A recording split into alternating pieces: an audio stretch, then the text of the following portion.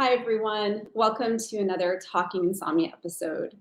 Today, I am joined by Emily, who recently went through our Insomnia Immunity program. And so, first off, I want to say hi, Emily. Thanks for joining me today. Hi, Coach Michelle. Yeah, thanks for having me. I'm really excited. Yeah, it's great to see you. Haven't seen you in a little while, so I was excited about getting the chance to sit down with you today. And so, we're going to do a little something different today. Normally, we tend to connect with people a lot when they're feeling kind of fairly or fully recovered. But we want to start sharing what all the different stages of insomnia recovery look like. And so today, Emily's going to share with you her experience with where she's at now, which is, somewhere in the middle. And so I'll let her kind of explain, what her experience has been like.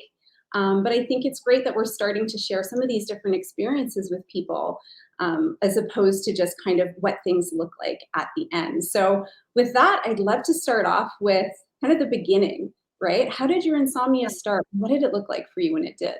Yeah, so I think my insomnia has kind of always existed. I just remember, from when I was a young girl, going to sleepovers and just, being awake later than everyone. Same with, summer camp or anytime I had like a big event coming up, just not sleeping well the night before. And even like when I went to college, I just had I would call it like lowercase I insomnia. Like it was there.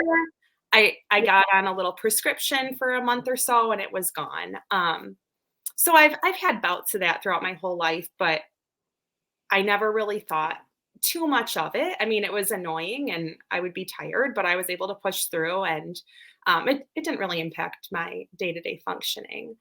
But what I call my capital I insomnia, or what I've been going through recently, it started almost a year ago when I had my son at the end of February, and it started. I was induced for labor, and I remember they had me go in at 8 p.m. and I was nervous. I was about to have a baby, and they actually gave me Ambien, and they said take this. It'll knock you out, and then you'll be ready to go through labor the next day. And I took the Ambien, and I did not sleep at all that night. And I told the nurse the next morning, I was like, yeah, like I didn't sleep. And she looked horrified. She's like, you didn't sleep? Oh, And I just felt so much shame and guilt and all of these feelings just like flooded me. And I just thought something was wrong with me. mm, And I actually ended up being in labor for over 40 hours. So wow. it went on, they ended up giving me something for anxiety too. And I was able to take a few little naps after that. But I ended up having my son on about 2 days of no sleep. And I did it. And like that to me is like so, I don't know, just powerful and empowering just to think that I had my son on like very little sleep. Like if I could do that, I can do anything. So when I got home from the hospital, I remember just feeling like a ball of anxiety. I was so anxious and I looked at my husband and I said, I can't sleep. Like I'm broken. I can't sleep. And he kind of just laughed like, that's not possible. Like you'll hit a wall soon and you'll crash. But that never happened. Mm. I even called my doctor, I think the day I got home from the hospital, and I told her what was going on. And they said, take 1 milligram of melatonin because I was nursing. And so I took 1 milligram of melatonin. Sure enough, it did nothing. Mm. And it was kind of this game of me calling my doctor every few days and her giving me something new to try. And I would try it and it would fail. And I would call back, it didn't work. What else do you have? And that went on for probably 2 months. They just kept upping it. And then eventually I was on, very powerful drugs. And with those drugs, I was probably getting 1 to 2 hours of sleep a night. And I would just wake up and I would cry all day. And I was alone with my baby. Right. You're also a new mom at this point, going Yes, through that experience. yes, yes. And I wish I would have, known in the moment, like most new moms aren't getting much sleep, but Yeah. it just felt it I don't even know if it was the sleep at that point. It was just feeling like trapped in my own body. Mhm. Because during the day, all I would think about was sleep. I would just ruminate about it and how I wasn't cut out to be a mom, and this was a mistake. Like I shouldn't be a mom if I can't sleep.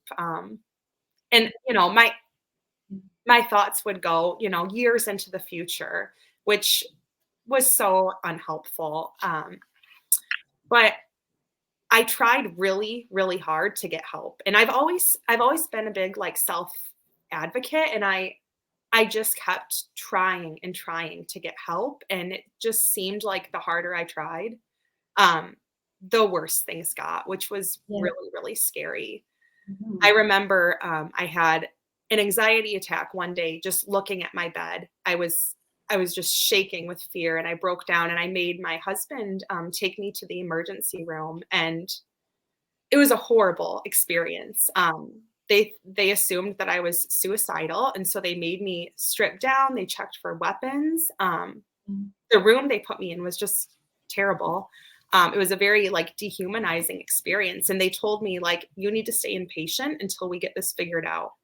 And for some reason, my husband and I decided, "No, that's not the right course," and we didn't have anything else at that point, but I am so thankful that I did not do that because I think it would have just made things, a lot worse.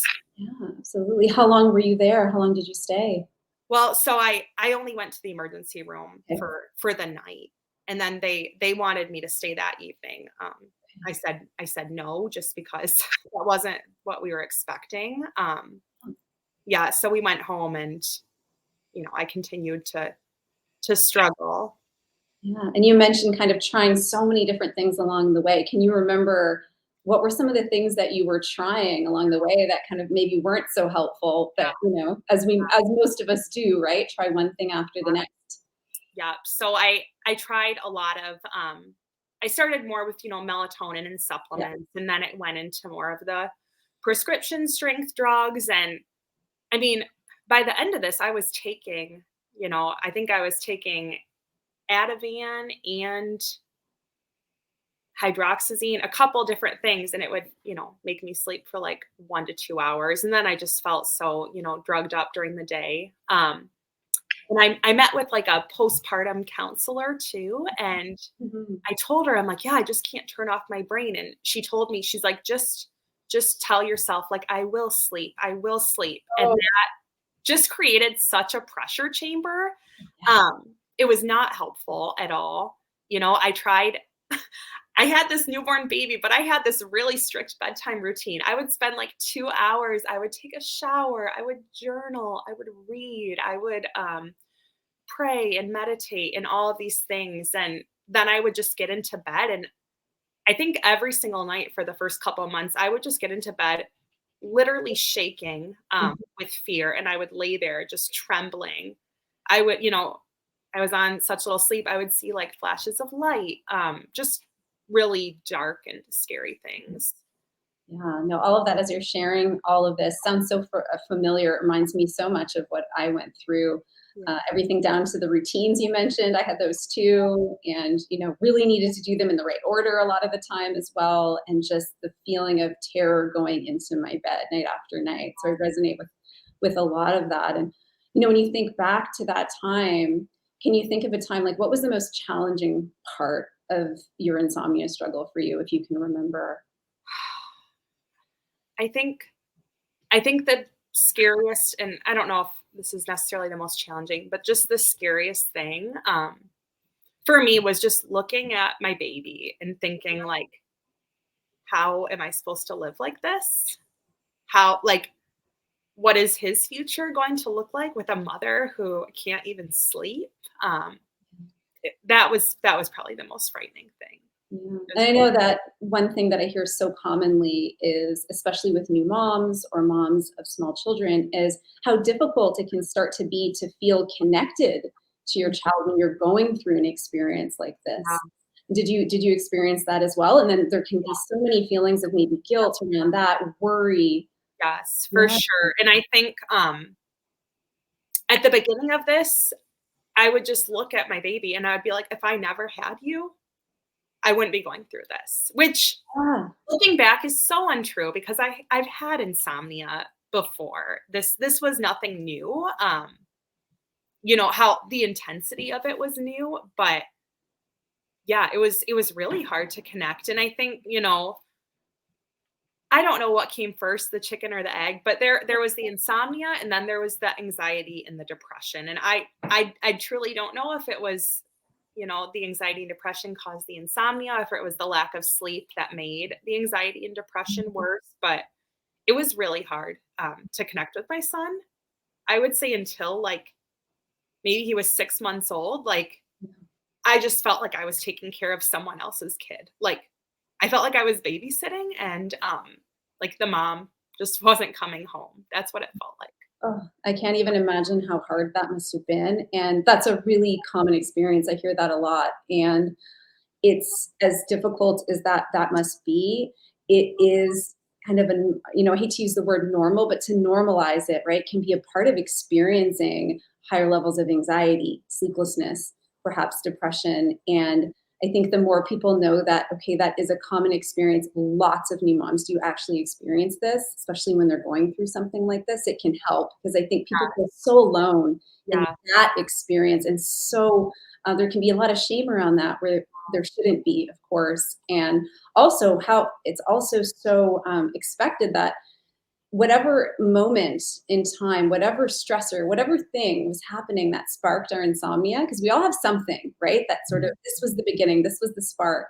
Yeah. And if it was having a child, oftentimes we think, well, if I'd never done that, right? And so we all do that. And we all do that with whatever the starting point was. We all go back and think, oh, if I hadn't done that thing, maybe I wouldn't be here. So just to kind of share how normal it is I think it's impossible to not have that Yeah. particular thought pattern with ourselves when we're going through such immense Yeah.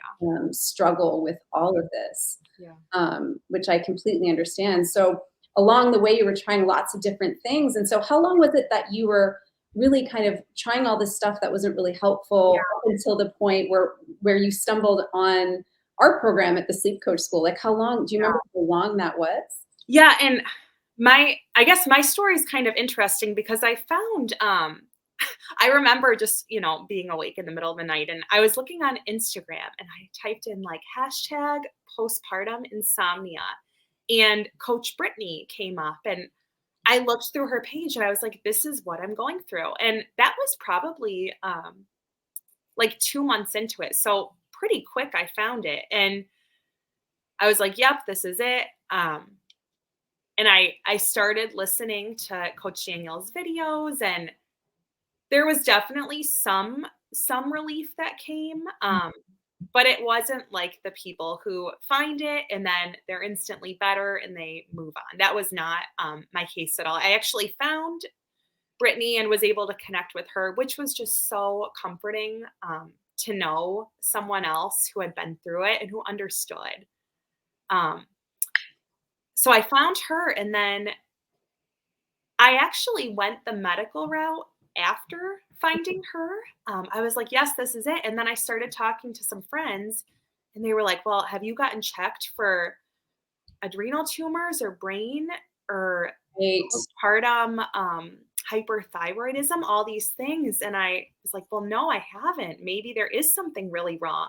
So I actually found Brittany and then went the medical route. I mean, I had every single test done. I had the brain MRI, I had all types of blood tests. I had a heart monitor that I wore. I did a tilt table test. I mean, everything, there is for all of these symptoms of insomnia. And overall, I was very healthy. But that process took months to go through that testing. And I think during that, there was always like, well, what if? Like, what if there is just a medical problem? And then I fix that and I'm better.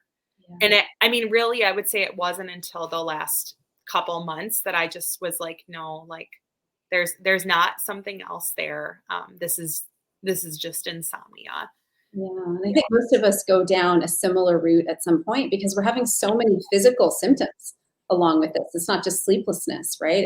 It's the racing heart or the sweating or the twitching or the jerks, maybe panic attacks, all of it. And so because we feel it also physically, it can get really confusing. And I remember going down that pathway with myself as well and being so focused on physical symptoms and thinking when I find the physical root to this, this will solve everything. And going through test after test and similar to you just being told like there's nothing here, right? You're okay, like you're healthy. And Yeah. in part you're relieved to hear that, but you're also not getting answers at the same time. Mhm. So it can at the same time be frustrating Yeah. when nothing physical is being found, but you're having a very physical experience. And I Yeah. think that can be very confusing for people, that physical, how physically this can Yeah. essentially show up when it's really not a physical cause or an underlying physical root, if that makes Yeah. sense. Yeah. Yeah. Absolutely. So at that point, you went through after finding Brittany and kind of going the medical route for a little while, and then kind of I guess circling back. And at that point, was it then that you decided to start the group program? Yeah, and I think throughout that whole, like, however long all of that, medical testing took, I never stopped listening, Mhm. to the channel. Like, it was still always there, and during that time, I mean, my sleep got better than it was. The first couple months, I mean, it was never like that again. I was probably getting, like, 4 to 5 hours a night maybe, I don't know, for the summer and into the fall, and yeah, it was at I think it was October when I started in the, Insomnia immunity program. I kinda just had a meltdown, and I was like, "I don't know what else to do." And my dad actually challenged me. He's like, "You need to do that program, like, you haven't tried everything." And I remember I was like, "Well, insomnia is all about, like, not doing anything, like, I shouldn't do anything." And I was almost twisting Daniel's message. It's not about not doing anything. It's not about neglecting yourself and your needs. It's about learning to show yourself that kindness. And I think that message can, I don't know if it does for other people, but for me, I definitely twisted it. Like, I need to ignore this. I need to pretend that it's not here. And that's not true. It's there, and it's really, really hard. I mean, anyone who's been through it, it's the hardest thing I've ever been through in my life. And so learning that I can still do the program, and the program does not have to be a sleep effort. It can be just an opportunity to learn and to grow and just to, like, obtain more knowledge from, you and Coach Daniel. So once I kind of had that turning point, in my mindset, yeah, I decided to join the program. No, that's such a good point, and I think that message can be misinterpreted pretty easily, right? And to just ignore this, don't pay any attention to it, which is kind of impossible when you're in it, to pretend it's not happening And it because makes it worse, I think. yeah, I really think it makes it worse when you just pretend it's not there. yeah, well, because it is, right? So you're almost denying reality. And I think there's an element of when we're ignoring something, there's still an element of stress and tension around that because we have to push it away. We have to keep it at bay to ignore something. So yeah, but that's a common misperception. It's just, well, that isn't that the same thing as, right? If I do anything, won't that be a sleep effort? And that's sort of the idea of like of being or the misconceptions around sleep efforts too. And really it's all about moving away from all the stress, the tension, the forcing, the pressure, Yeah. right? As opposed to just ignoring and pretending that it's not there. But it's tricky because sometimes when you hear some of these concepts, especially initially, it's confusing Yeah. and they can be taken out of context. Yeah. Befriending wakefulness is another one that's so commonly taken out of context to mean, well, we have to be having a lot of fun at night, right? We've got to enjoy this. And it's like, nope, Yeah. that's not the case. We don't have to enjoy. If you're Not enjoying fun. No one wants to be up in the middle of the night. no It's not one's fun. no one is choosing this experience. We'd all prefer that it wasn't happening. So there's so much to kind of learn around all of that stuff. And do you have any kind of memories of being in the program of recalling a moment where it's like, oh, okay, that makes sense, or that kind of clarifies something, some like a moment of something resonating for you? Just put you on the spot. Yeah. Yeah, I think, there's a lot of things I learned in the program, and I think for anyone who's, wondering if it's the right next step, I think it's worth joining. I think for me, just having the community and Yeah. other people who were in it, because you watch the success stories and it's like, well, they're not in it right now, and just having people who you can relate to, just that was very, very powerful. Actually, Brittany also made a Facebook page. It's like postpartum insomnia support group. And so I Mhm. joined that too. And just, I think being part of both of those groups was just very, just comforting. You feel a little less alone in something that's very isolating and lonely. I think something that you taught me was, welcoming in those feelings, and it doesn't have to be It doesn't have to be like, "Okay, I'm gonna make myself suffer tonight." Yeah. I think just allowing yourself to feel whatever comes up for whatever amount of time you feel comfortable with, and then if you're done, you can go do something else. Mhm. I remember just, like, putting my hand on my chest and listening or feeling my heart beat, like, really heavily, and then sometimes it would be a minute, sometimes it would be 30 minutes, and then I would go, you know, watch TV or read a book or do something. But I think that mindset is really big too. And I learned this phrase, it's called awfulizing. And it's Ah, I've never heard of this phrase. Tell but me it's more. what so many of us do. You take a situation that's hard and you twist it to tell yourself that it's the most awful experience you could ever go through. Yes. And hearing about that, I was like, "Oh, that's what I'm doing." And Mhm. I've been able to shift my mindset.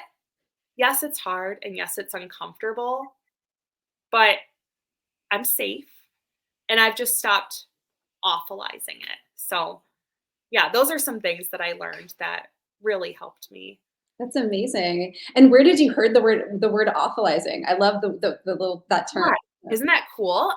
My counselor has it's like a list of like cognitive distortions, and that was one of them. She's like, "This is what you're doing." Yeah, and that's what we all do when Yeah, we're struggling with insomnia, and I often talk about this idea of there's what's happening to us, and then there's the story we're telling ourselves about what's happening to us. yeah, And it's not that what's happening isn't difficult, but the story we tell can make it really feel quite unbearable and really bring in so much suffering yeah, to it. So that's what made me think of when you said awfulizing. It's like yeah, the story that we are living in day after day after day and creating even more suffering. And we don't realize when we're in that necessarily, but sometimes when we take a step back, we can see all the stories that we're telling ourselves about it, yeah. during the night, And but also during the day too, right? uh-huh, Sometimes 24 hours around the clock, we're in a story about how this will never end, how life is over. And I know I did that as well. mhm. Yeah, and it carries over, right, into other internal Yeah, struggles, like any form of anxiety or yeah, depression, and the story you tell yourself about it, it makes a big difference. yeah.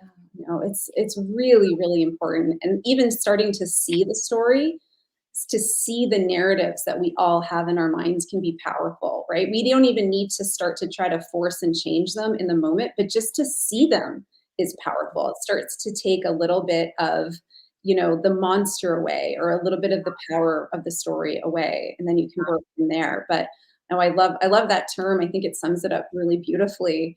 And we have people kind of in the program for so many different lengths of time.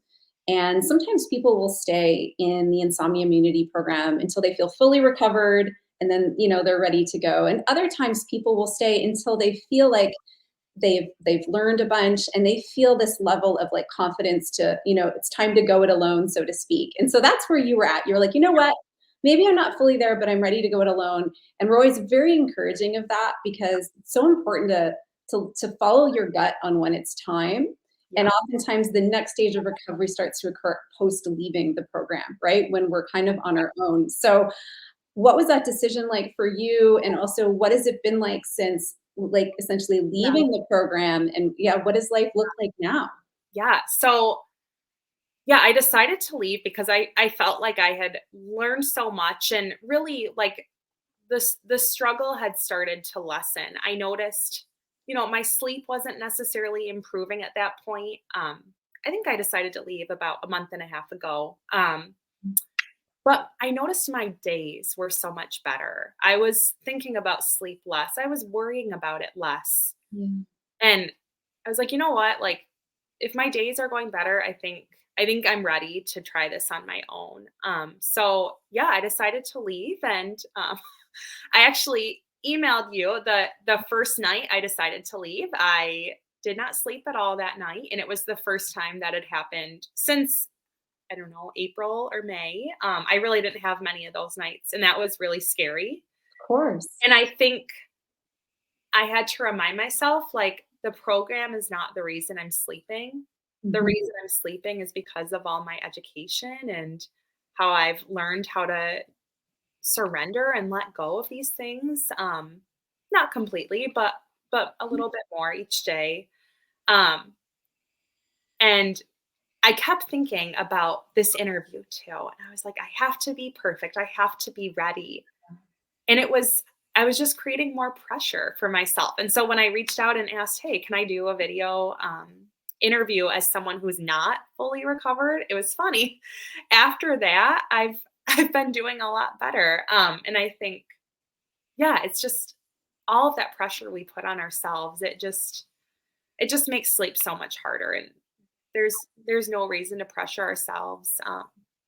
It's sleep is not a measure of how good you are. There's no performance expectations. It's just being there.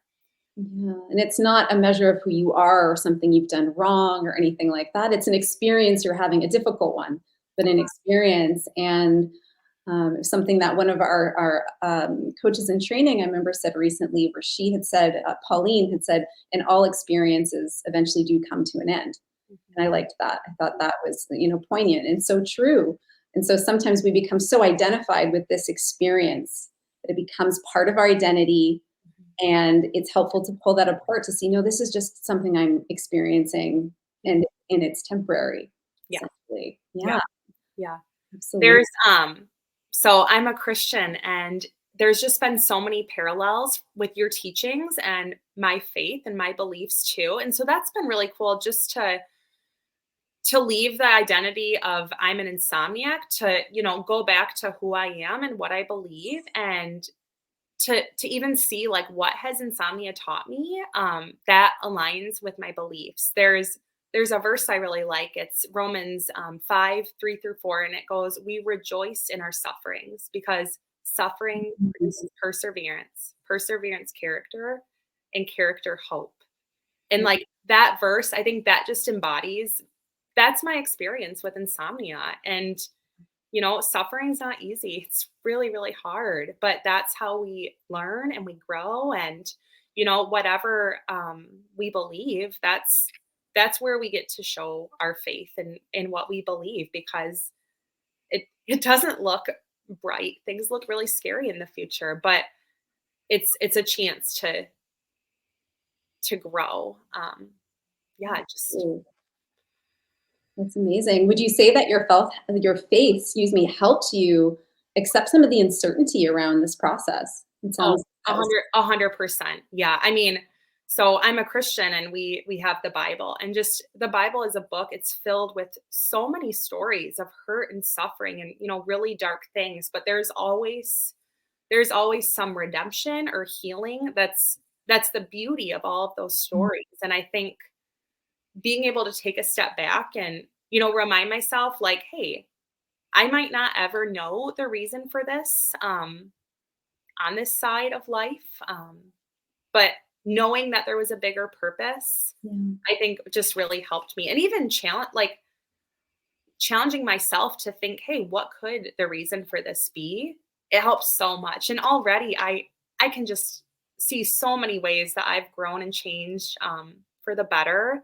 And being a mom, I think I will be a much better mom having gone through this, because I've learned about patience and hope. And like, I can't wait to tell my son about that one day because I think he'll look at me and be like, yeah, my mom was really strong. And Absolutely. when hard things come, like later in my life or his, like we'll be reminded of that, and how we've, worked through it. And there's always hope.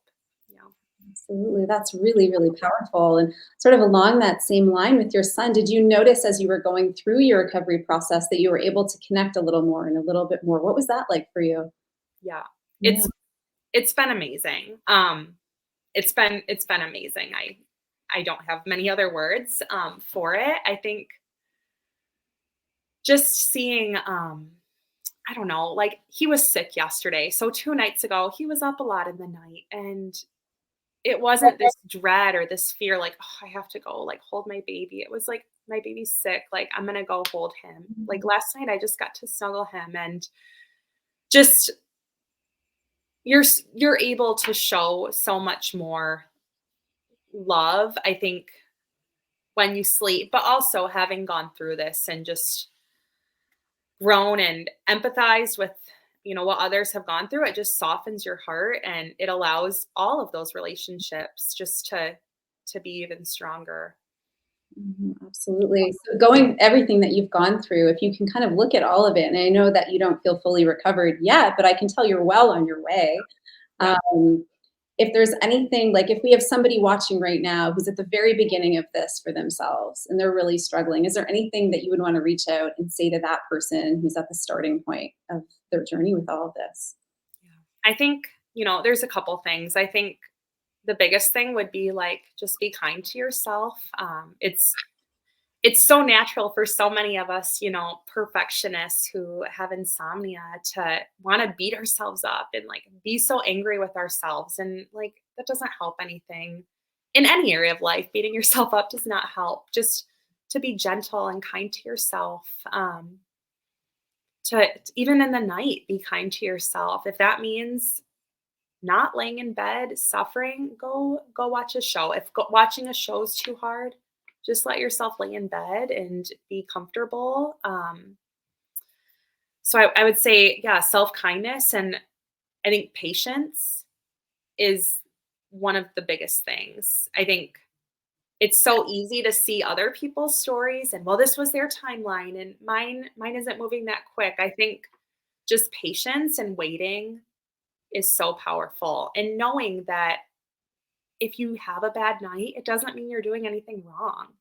It So, doesn't mean that you're not recovering. I think I've just been learning that over the last month or so, that a bad night does not equal like back to square one, because you can never unlearn knowledge.